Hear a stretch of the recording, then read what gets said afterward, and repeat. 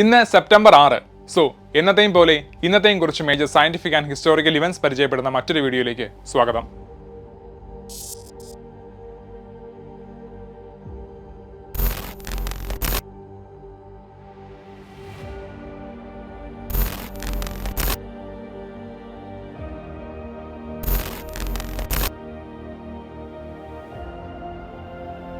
അപ്പോൾ ഇന്നത്തെക്കുറിച്ച് പ്രധാനപ്പെട്ട 3 ഇവന്റ്സ് ആണ് നമ്മൾ പരിചയപ്പെടാൻ പോകുന്നത്.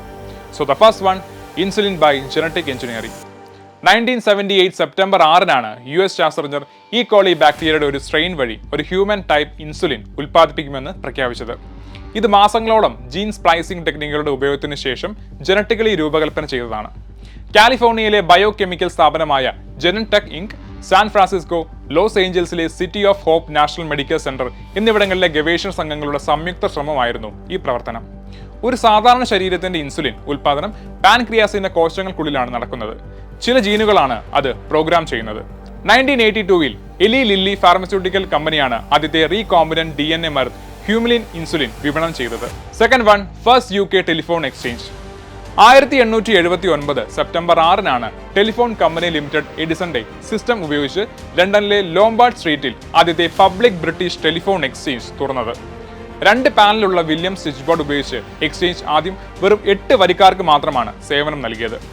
കണക്റ്റഡ് ഓഫീസുകൾക്കിടയിൽ സ്വകാര്യ സംഭാഷണങ്ങൾ ഉച്ചത്തിലോ താഴ്ന്ന സ്വരത്തിലോ നടത്താം. വർഷാവസാനത്തോടെ ഏകദേശം 200 വരിക്കാരുമായി സിറ്റിയിലെ ലീഡൻ ഹാൾ സ്ട്രീറ്റിലും വെസ്റ്റ് മിനിസ്റ്ററിലും 2 എക്സ്ചേഞ്ചുകൾ കൂടി തുറന്നു. അതേ വർഷം തന്നെ company Glasgow, Manchester, Liverpool, Sheffield, Edinburgh, Birmingham, Bristol എന്നിവിടങ്ങളിലും ടെലിഫോൺ എക്സ്ചേഞ്ചുകൾ തുറന്നു. And the last one, ethylene pipeline. 1958 സെപ്റ്റംബർ 6-നാണ് എത്തലീൻ ട്രാൻസ്പോർട്ടേഷന് വേണ്ടിയുള്ള ആദ്യത്തെ US ഇന്റർസ്റ്റേറ്റ് പൈപ്പ് ലൈൻ ലൂസിയാനയിലെ ചാൾസ് തടാകത്തിനും ടെക്സസിലെ ഓറഞ്ച് തടാകത്തിനും ഇടയിൽ സ്ഥാപിച്ചത്. സിന്തറ്റിക് റബ്ബർ നിർമ്മാണത്തിനായി ഓറഞ്ചിലെ EI ഡ്യൂപോണ്ട് ഡി നെമോട്ട് ആൻഡ് കമ്പനിക്ക് എത്തലീൻ നൽകി.